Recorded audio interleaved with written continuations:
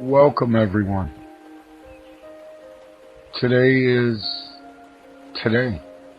Yesterday was yesterday. As we are human beings, we look inside each other as we try to look for answers.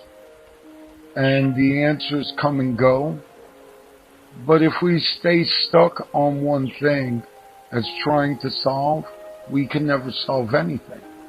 That becomes a problem in which we stay. As we take on someone else's emotion, as they have anger, resentment, jealousy, hatred, and it goes on. Those become spirits. Those spirits dwell. They start to sink in us.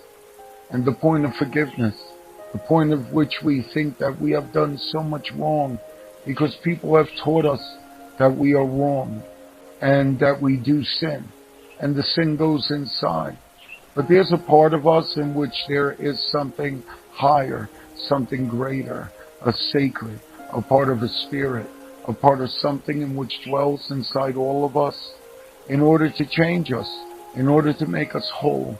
A part that is always there, but it must come down. And when it comes down upon us, it starts to clear us. We can call it sacred.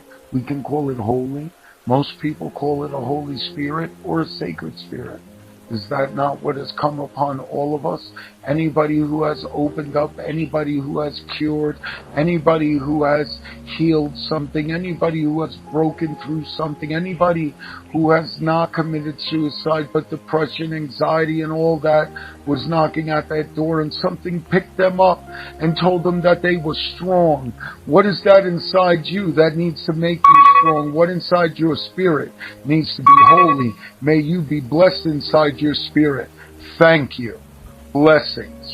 Amen, as they say.